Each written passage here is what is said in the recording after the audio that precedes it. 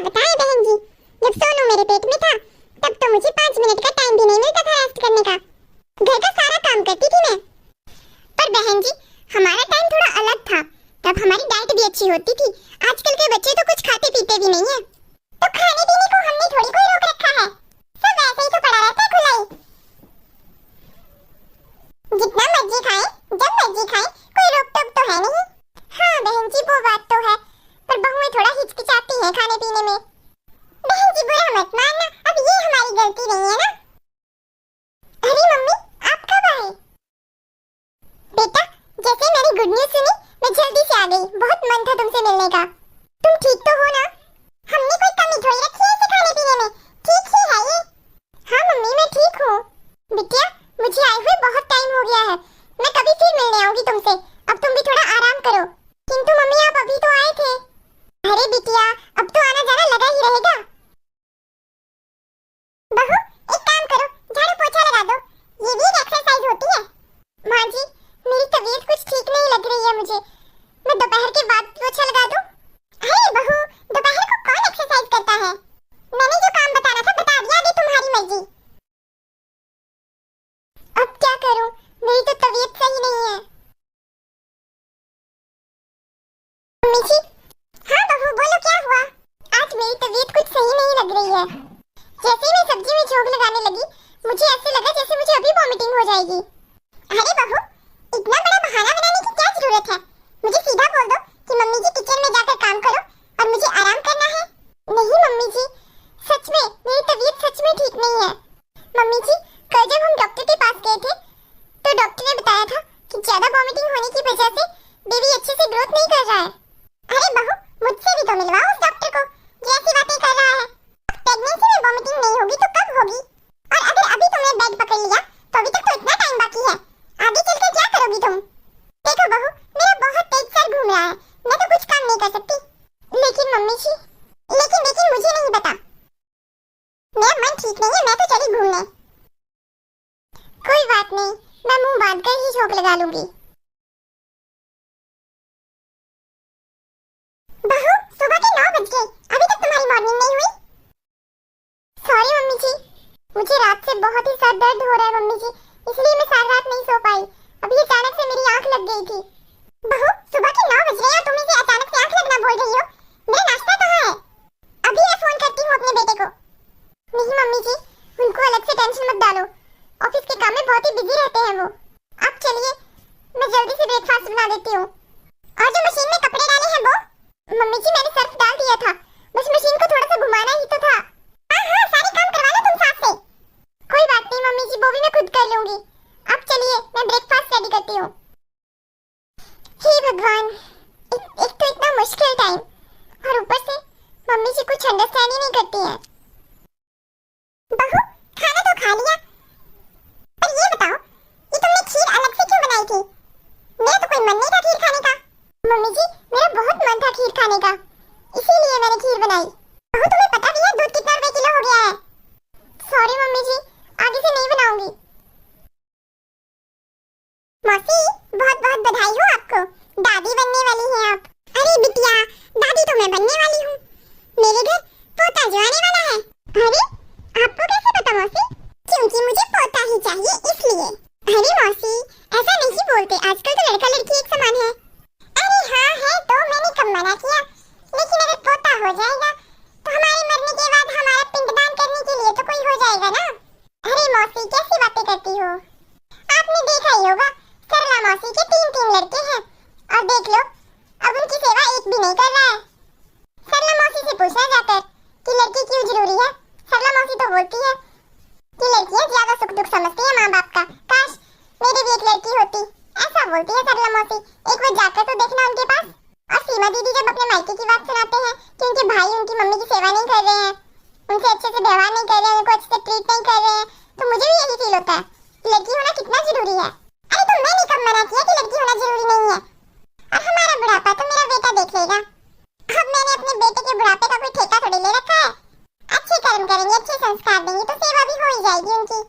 बस पहला पोता हो जाए, उसके बाद मुझे कोई चिंता नहीं है। मम्मी जी, खाना तैयार है। अरे भाभी, आप क्यों काम करती हो?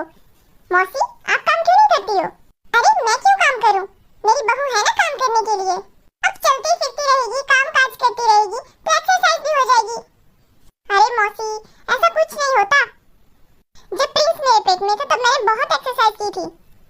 घर का सारा काम करती थी मैं। फिर भी इतना काम काज करने के बाद भी मेरी डिलीवरी नॉर्मल नहीं हुई।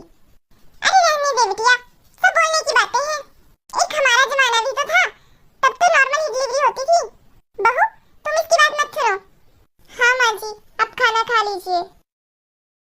मौसी ये तो गलत बात है ना।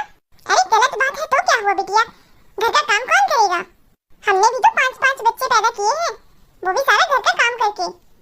चलो बिटिया तुम भी खाना खा लो। मौसी मैं तो खाना नहीं खाऊंगी, पर जाते जाते आपको एक बात जरूर बोलूंगी। एक औरत का दर्द एक औरत ही तो समझ सकती है। ऐसा मैंने खुद एहसास किया था, ये चीज मुझे खुद फील हुई है। लेकिन औरत की सबसे बड़ी दुश्मन औरत ही होती है, ये आज मैंने देख लिया। क्या मतलब है बिटिया तुम्हारा? आप बहुत समझदार हो मौसी, मुझे शायद मतलब समझाने की जरूरत ना पड़े। आप जानती ही हैं कितना मुश्किल समय होता है ये। होने वाली माँ को ये बात बहुत ही दुख देती है कि लड़का होगा या लड़की होगी। मैंने सोचा आप भी तो 5 बच्चों की माँ हैं, आप इस बात को समझती होंगी। पर आप तो खैर छोड़ो, चलती हूँ मौसी, हो सके तो थोड़ी सी अपनी सोच में सुधार कर लो। देखो बिटिया तुम मुझे मत सिखाओ, मैं अपना घर अपने तरीके से संभाल सकती हूँ। पर आप जानती नहीं है कि आप घर नहीं संभाल रही हैं, आप तो क्लेश पैदा कर रही हैं। खैर छोड़ो, मुझे क्या है, मुझे तो बस भाभी की चिंता हो रही है। आई बड़ी भाभी की चिंता हो रही है। हेलो दोस्तों, कमेंट सेक्शन में कमेंट करके जरूर बताइएगा कि आपको हमारी वीडियो कैसी लगी। इस वीडियो का डी एंड ऐसे ही था, कभी नस भरने वाली सास। हाँ पर हम इतना तो जरूर सोच सकते हैं कि यह टाइम बहुत ही मुश्किल होता है। होने वाली माँ को रेस्ट की बहुत ही जरूरत होती है, तो ये अनपढ़ों वाले काम नहीं करने चाहिए कि एक्सरसाइज करने से इसकी सेहत अच्छी रहेगी, बच्चा अच्छा रहेगा, बच्चे की ग्रोथ होगी। ऐसा कुछ नहीं होता है। ऐसा करने से होने वाली माँ चिड़चिड़ी हो जाती है, टॉर्चर फील करती है और फिर बाद में बच्चा भी चिड़चिड़ा हो जाता है। अगर माँ इरिटेट होगी तो बच्चे की ग्रोथ कैसे होगी? हम तो सिर्फ यही कह सकते हैं कि होने वाली माँ के साथ अच्छा व्यवहार करना चाहिए, क्योंकि गर्भवती महिला जो होती है वो 2 चीजें जिंदगी में कभी नहीं भूलती। पहली बात, जब वो गर्भवती थी तब उसके साथ कैसा व्यवहार किया जा रहा था, और दूसरी बात, जब उसकी डिलीवरी हो गई, बच्चा आ गया, तब उसके साथ कैसा व्यवहार किया जा रहा है। ये बातें एक औरत को जिंदगी भर याद रहती है। ठीक है दोस्तों, मिलेंगे अगली वीडियो में। टाटा बाय बाय। तुमने ना मुझे धोखा दिया है। क्या धोखा? हाँ हाँ धोखा दिया है। कैसा धोखा काजल? शादी से पहले तुमने मुझसे बड़े वादे किए थे, बोला था तुझे बहुत खुश रखूंगा, हर इच्छा पूरी करूंगा, पर तुमने तो मुझे तुम्हारे मम्मी पापा के बीच में फंसा दिया है मुझे। अरे बहू 2 कप चाय बना के लिया। अच्छा है कमला, तेरी तो बहू आ गई, तेरे को आराम मिल गया। हाँ वो तो है, पर मैं तो अपनी बहू के साथ थोड़ा बहुत काम करवा देती हूँ। मैं भी बैठे बैठे पूरे दिन क्या करूँ, इसलिए बहू के साथ थोड़ा बहुत काम करवा देती हूँ। लो आ गई तुम्हारी माँ की फरमाइश 2 कप चाय की। तो बना दो ना जाके चाय, 2 कप चाय तो बनानी है। क्यों, तुम्हारी माँ नहीं बना सकती 2 कप चाय? अरे कोई गेस्ट आया है इसलिए नहीं बना रही होगी, नहीं तो बना देती। तुमने ना मुझे धोखा दिया है। क्या धोखा? हाँ हाँ धोखा दिया है। कैसा धोखा काजल? शादी से पहले तुमने मुझसे बड़े वादे किए थे, बोला था तुझे बहुत खुश रखूंगा, हर इच्छा पूरी करूंगा, पर तुमने तो मुझे तुम्हारे मम्मी पापा के बीच में फंसा दिया है। मुझे मेरी तो आजादी ही छीन गई है। जब देखो कहाँ जा रही है, कब लौटेगी, क्या बना रही है, अपनी इच्छा से कुछ कर भी नहीं सकती। जब देखो सवाल पे सवाल। मैं तो ना तंग आ चुकी हूँ इस घर में। अरे काजल ये तंग करना नहीं होता, मम्मी पापा हमारी फिक्र करते हैं इसलिए पूछते हैं कहाँ जा रही है, क्या कर रही है। वो हमारे भले के लिए ही बोलते हैं हमें। मुझे किसी की केयर फिक्र कुछ नहीं चाहिए। मैं कोई छोटी बच्ची नहीं हूँ, मैं अपना ध्यान खुद रख सकती हूँ। पर काजल। चुप रहो, मुझे आपका कुछ भाषण नहीं चाहिए। मुझे तो आप ये बताओ, हम तुम्हारे घर वालों से अलग कब हो रहे हैं? पर काजल अभी छोटे की शादी बाकी है, उसकी शादी हो जाए उसके बाद कुछ सोचेंगे। मुझे कुछ नहीं पता, मुझे अलग होना है मतलब होना है। तुम्हारे छोटे भाई ने भी मेरी जिंदगी बर्बाद कर रखी है। कभी ये ले आओ भाभी, कभी वो दे दो भाभी, कभी ड्रेस प्रेस कर दो भाभी। मुझे तो इस घर से अलग होना है मतलब होना है। ठीक है काजल, तुम ना मुझे थोड़ा सा समय दो, मैं देखता हूँ कहीं दूसरा घर। हाँ ठीक है, पर जल्दी देखना घर। और मुझे ना थोड़े से पैसे चाहिए, मेरी सहेली का बर्थडे है कल, ना मुझे पार्टी में जाना है, इसलिए मुझे नई ड्रेस चाहिए। सिर्फ 5000 रुपए दे दो मुझे। ठीक है ले ले काजल पैसे। दूसरे रूम में अलमारी में मेरा पर्स पड़ा है, उसमें से ले ले। ठीक है जी। और हाँ, मम्मी के लिए 2 कप चाय बना के ले जा। इंतजार कर रही होगी मम्मी तेरा। ठीक है, ले जाती हूँ। वैसे भी कुछ ही दिन की बात है, फिर तो हम अलग रहेंगे। हाँ। हाय, मैं तो बहुत ज्यादा लेट हो गई। अभी तो प्रीति के लिए गिफ्ट भी लेके आना है। अरे प्रीति का मैसेज, ये क्या? Party cancel? पक्का कोई मजाक कर रही होगी। अभी से फोन करके पूछती हूँ।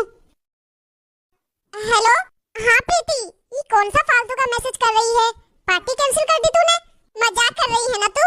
अरे नहीं नहीं यार, कोई मजाक नहीं है, सच में पार्टी कैंसिल हो गई है। Party cancel? पर क्यों? मैं क्या बताऊं काजल, पार्टी की ही तैयारी कर रहे थे तो एकदम से मेरे हस्बैंड की तबीयत खराब हो गई, इसलिए पार्टी कैंसिल करनी पड़ी। अच्छा, तो अभी हॉस्पिटल में है या घर पे है?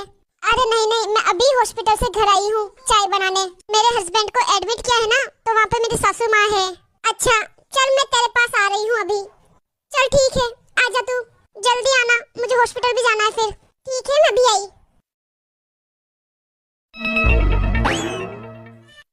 अरे प्रीति, क्या हुआ तेरे हस्बैंड को? अरे क्या बताऊं यार, बर्थडे की पार्टी की तैयारी कर रहे थे तो एकदम से बेहोश हो गए। हाँ हाँ यार, जैसे बेहोश हुए उन्हें हॉस्पिटल लेके गए और फिर डॉक्टर ने बताया कि इनका एकदम से शुगर लेवल कम हो गया है। अच्छा, ये सब मेरी लापरवाही की वजह से हुआ है। वो कैसे? इसमें तेरी गलती क्या है? तू तेरे पति को बोला कर खाने पीने का ध्यान रखे।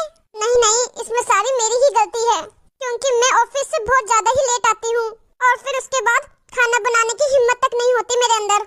और उसके बाद वो जो मिलता है जैसे मैगी, बर्गर, पिज्जा, वो मंगा के खा लेते हैं। और तुझे तो पता है ये सब सेहत के लिए ठीक नहीं है। और फिर मैं ऑफिस से आके थकी हुई होती हूँ, इस कारण वो मुझे कुछ बोलते नहीं है। जो मिलता है वो खा लेते हैं ये। अरे तेरे तो मौज है, तुम तो रात को कुछ भी खा लेते हो। मुझे देख, मुझे तो डेली सुबह शाम अपने सास ससुर के लिए रोटी सब्जी बनानी ही पड़ती है। मैंने तो अपने पति को बोल दिया कि हम अलग से घर ढूंढ के वहीं रहेंगे, जैसे तू रहती है वैसे ही हम भी रहेंगे। कोई टेंशन नहीं, कोई चिक चिक नहीं और कोई फालतू का काम नहीं और कहीं आने जाने में रोक टोक भी नहीं। मुझे नहीं रहना अपने ससुराल वालों के साथ। अरे नहीं काजल, जो गलती मैंने की है ना वो तू मत कर। क्या मतलब?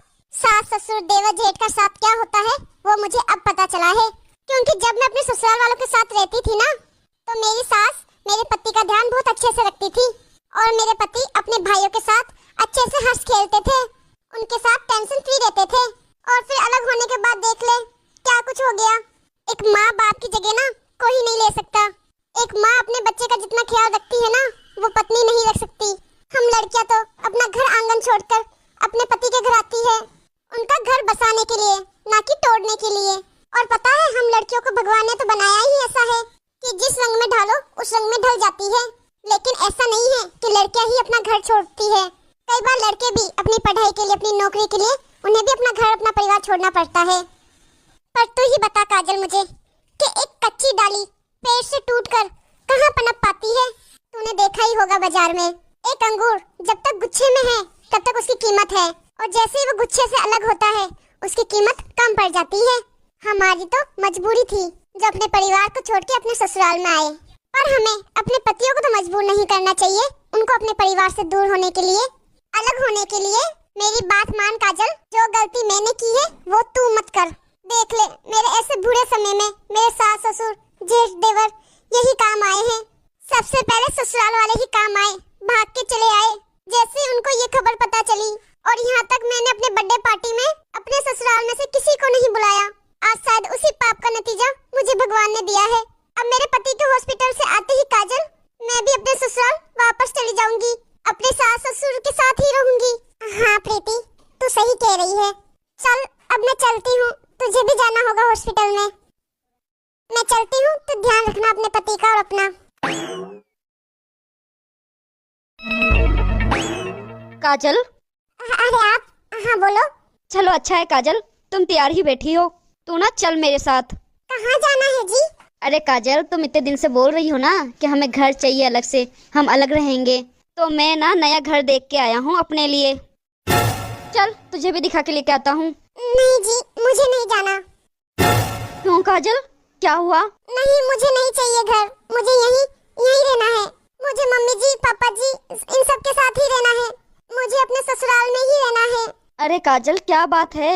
इतने दिन से तो तू रट्टा लगा के बैठी थी कि मुझे अलग घर चाहिए, कि मुझे नहीं रहना इस घर में।